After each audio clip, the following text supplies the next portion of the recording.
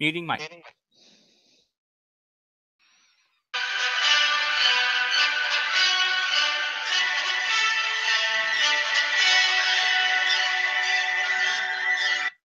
All right.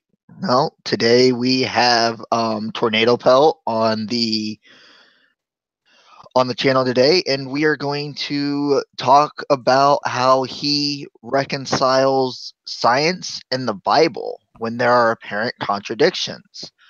So yeah, let's get this interview started. First off, thank you, Tornado, for joining me today. Heyo! And I guess first off, question is, tell me who you are and kind of a little about yourself. I'm Tornadopelt. If anyone sees me on the SciStrike Force and recognizes me there, or at least on the movie nights that the SciStrike Force holds, hello to you viewers out there. If anyone doesn't recognize me, I'm Tornadopelt, and I'm on the movie nights that the SciStrike Force holds every week at Friday at midnight Eastern Time, the only time zone that matters. Hey, let's not get time zonist here. Sorry, but still, You're I am fine. a big space gamer. I have been called a shill jokingly by Cap multiple times because of my love of space. And I have an outright hatred towards Jeranism. All right. Look at his videos, you can see why. All right. Next question is, which will then kind of lead us into our line of questioning for today. What exactly do you believe? Well, Explain it to them. I am a Christian. I believe Jesus Christ is my Lord and Savior, but I also happen to enjoy science. I mostly follow the good aspects of the Bible, the whole be kind to your neighbor, don't lie, don't cheat, don't steal, that sort of thing. And, well, I do believe that Jesus Christ is my Lord and Savior. Hopefully, that's a good ticket for me to get into heaven. Of course, though, according to Yex, they say that if you don't follow every bit of the Bible, you go straight to hell. So I'm kind of confused about that. Okay. And well, either way, both of us do not like Yex. So now let's get more.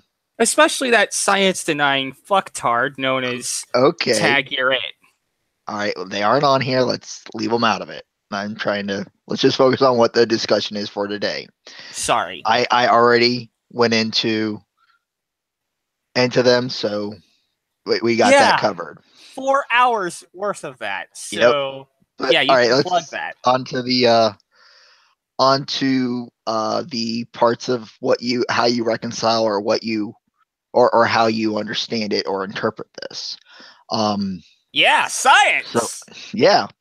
Now, first off, it says, and of course we're just looking at chapter 1 of Genesis. It says, in the beginning, God created the heavens and the earth. Now the earth was formless and empty, darkness was over the surface of the deep, and the Spirit of God was hovering over the waters.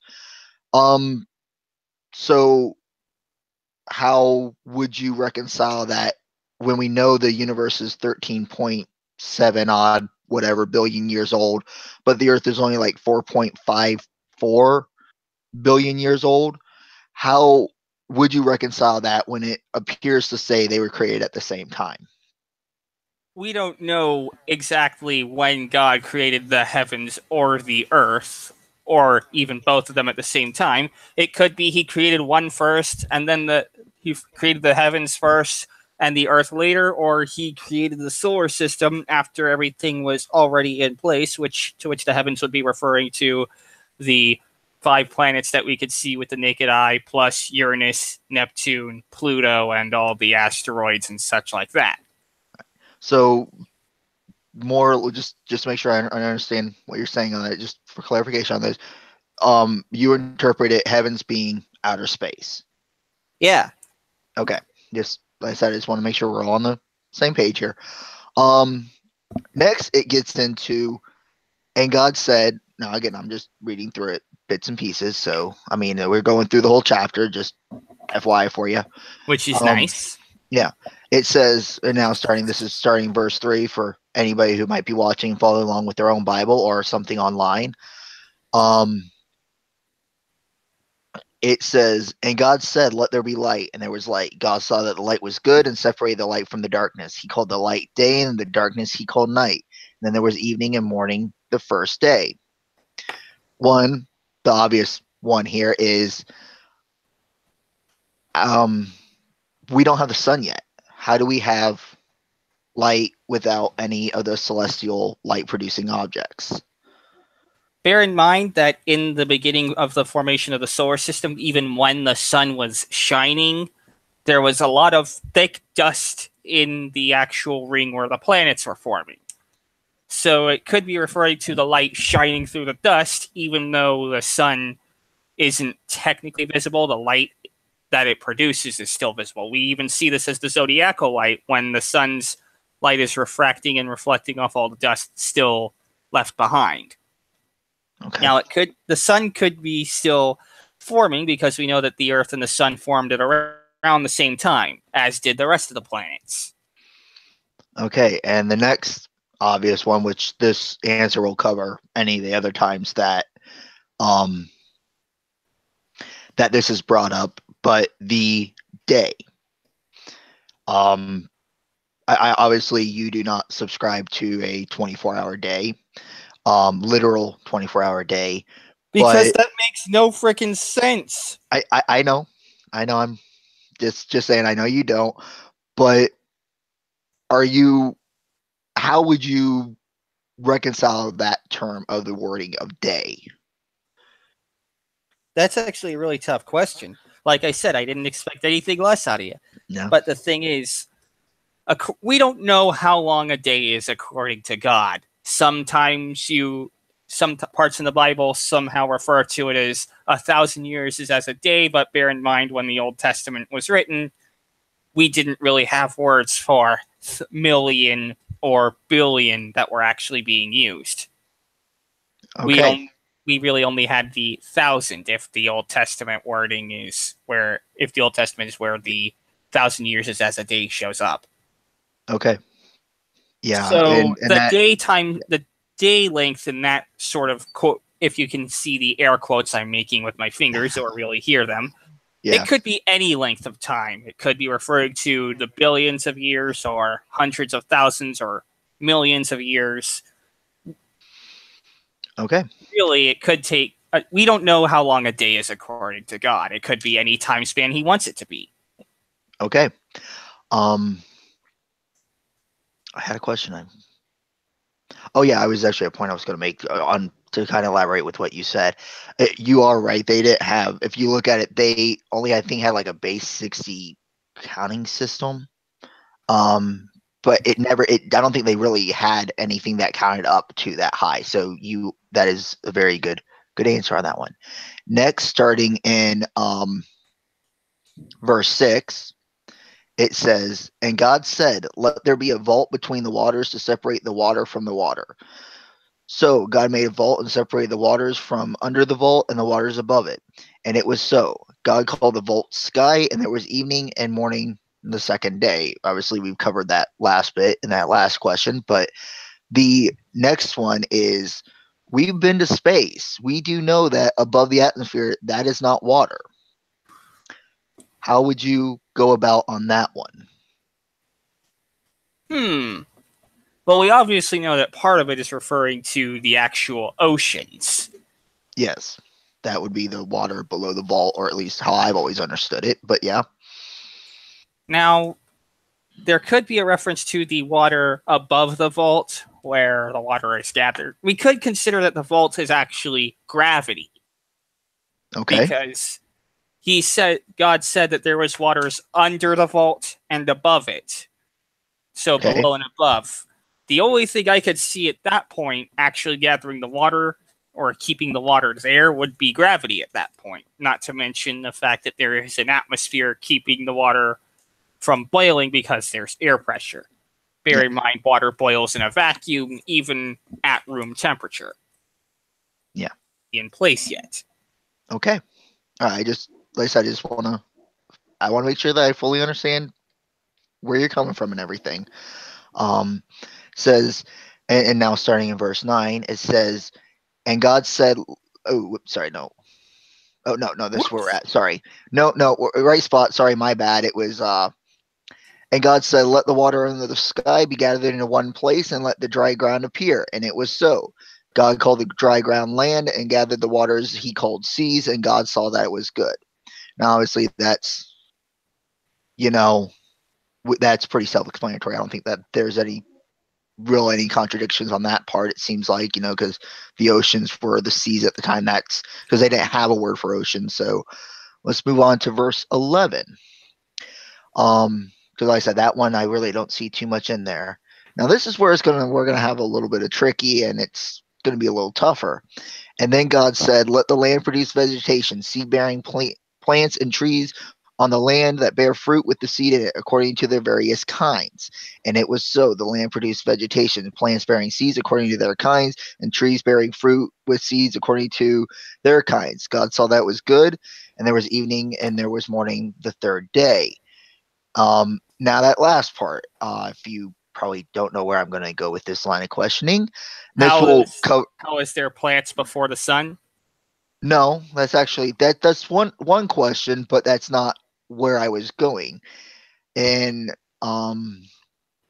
it is saying, in accordance and varies kind with their various kinds. How do you see the term kind?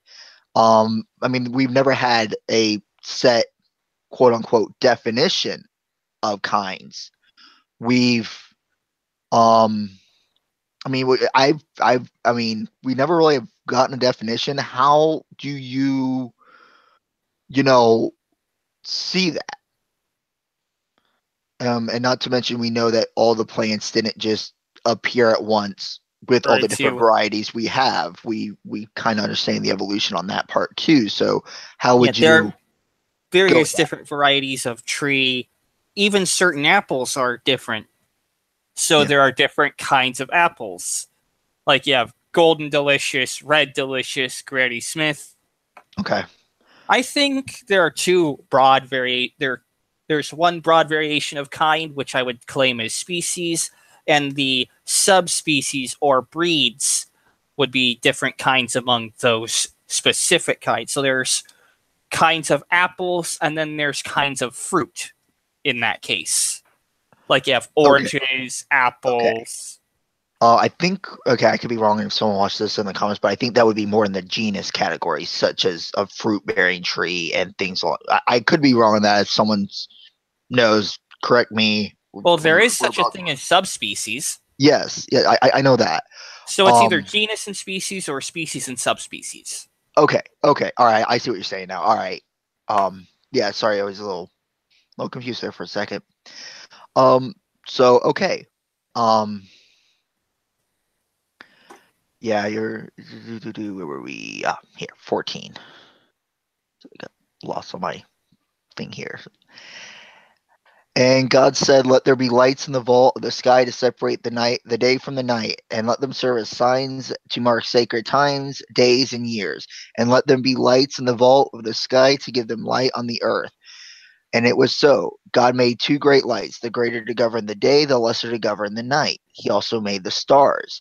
Now, right there, we have a little problem, because the greater light is almost always referred to as the sun, but the sun's a star. So wouldn't the sun have to be? But he's saying he also made the stars, but we know the sun's a star, so that's separating the sun separately. How would you go about on that one? Hmm. That is actually a tough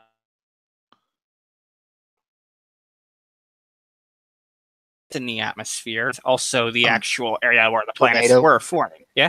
Can you repeat that? You cut out for a second on my end. Oh, darn it. I No, hate you're when that fine. happens.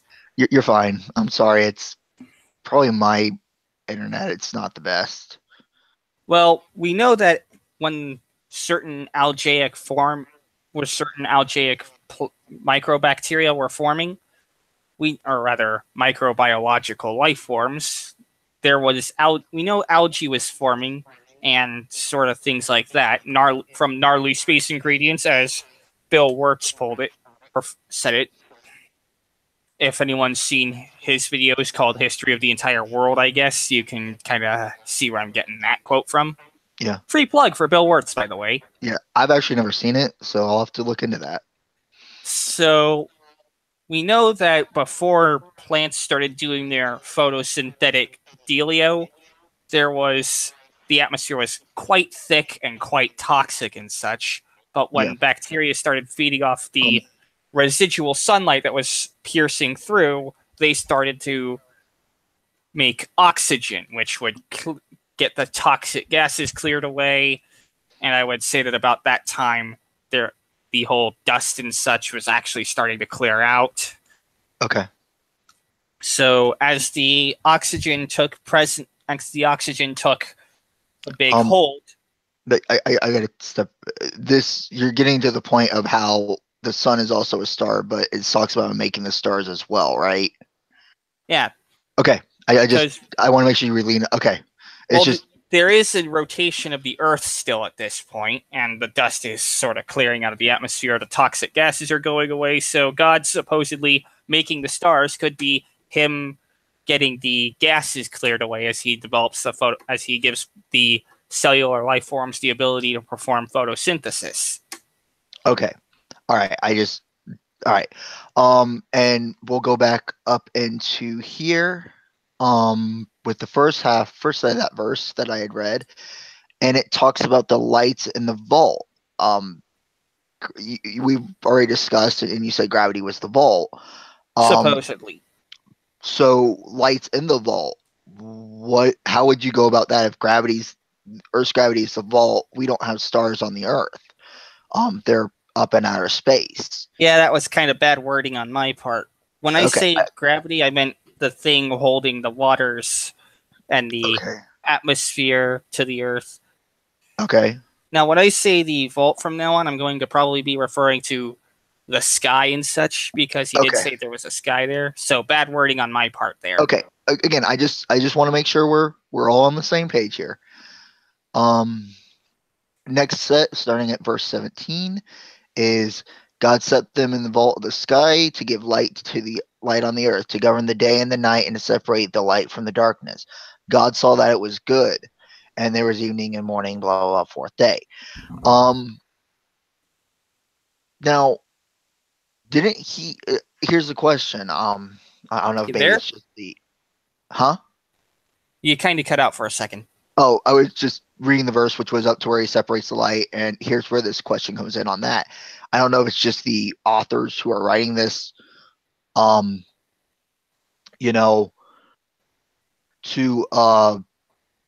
this, but didn't God already in day one separate the light from the darkness, and yet he's now has the sun and moon separating light from the darkness? I think he's referring to them being their responsible sources of light, marking their different periods of time. Because remember, I already said that there was residual sunlight filtering through the dust left behind from the formation of the Earth and the gases that were kind of thick and toxic on the Earth originally. So that could technically be the gases being lifted away. Okay, so it's the gases are now, so I kind of understand the Earth history. The gases are now been moved away. The gases that originally filled the atmosphere are being replaced with oxygen. Okay, and now it's describing God making. So now the way God you see it, God has moved the gases, and now we see what's in the observable universe out there. Correct? Yeah. Okay, just like I said, I want to make sure we're on the same page. Now this one says in verse 20, and God said, let the water teem with living creatures, and let birds fly above the earth and across the vault of the sky. So God created the great creatures of the sea and every living thing that which the sea teem with that moves about in it, and according to their kinds, and every winged bird according to its kind. And God saw that it was good. Now here we know that birds have evolved from reptiles that were on land, but we don't have the land creatures yet. We only have the birds and the sea. So how do we get birds without reptiles yet? That's actually a good question. I might have to think on that. Okay, I mean we can come back to it if you want. Does it only specifically state the well, birds and the fish? yes, it says living. Let the water teem with living creatures, and let birds fly above the earth across the vault of the sky. And then it's not until after the fifth day, because this is day 5 right now that we're on. It's the day 6. It says, "Let the land produce living creatures according to their kinds, the livestock, the creatures move along the ground, and the wild animals according to its can't talk according to its kind." And creatures that would involve reptiles. Or perhaps they're condensing. Bear in mind, they didn't have the whole 5 kingdoms of animals yet. So anything that walks and anything that swims on there could be the fish starting the transition to amphibians and then reptiles and then birds. So that could happen. Okay, so like it could be referring to like amphibians as well, amphibious creatures. Amphibious and reptilian, because bear in mind that there has to be a transition from fish to amphibians, because they use everything that swims in the ocean. Some reptiles do, in fact, swim in the ocean, like turtles and such. Although, would those classify as... Oh, wait, they lay hard-shelled eggs. So, yeah. Okay. So, all right. So the reptilian type things that evolved into what we know as birds, those were where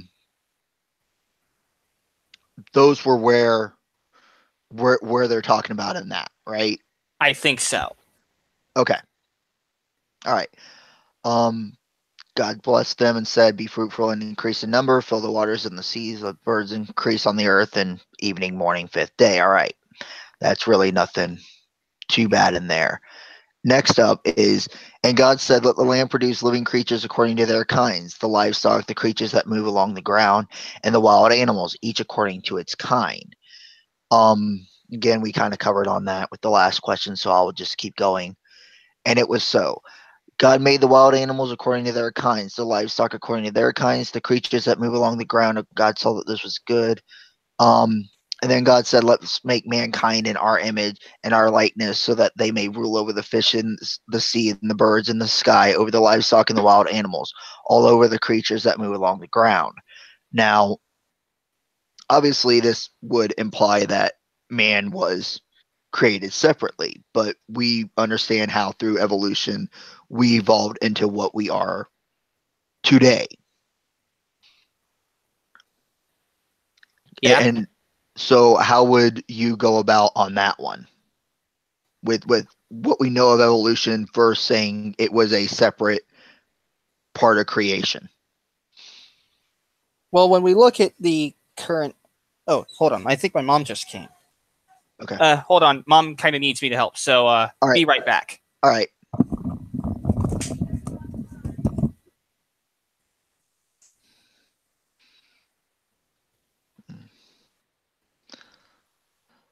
Sorry about the wait, people who might be watching. I will post in the description the cut to where after he comes back it will be at. So sorry to the people watching live.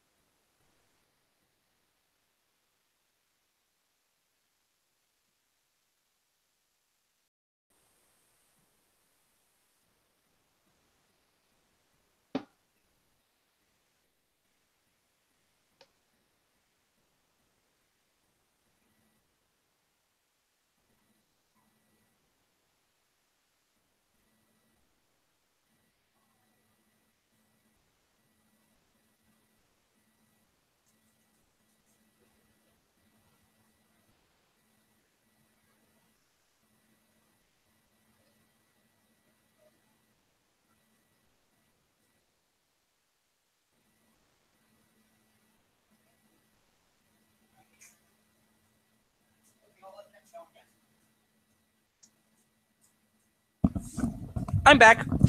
Okay. Mom needed me to put away groceries. All right, that's fine. Anyway, But yeah. Um. hold on. Mom needs to ask me a question. Damn. Okay. What?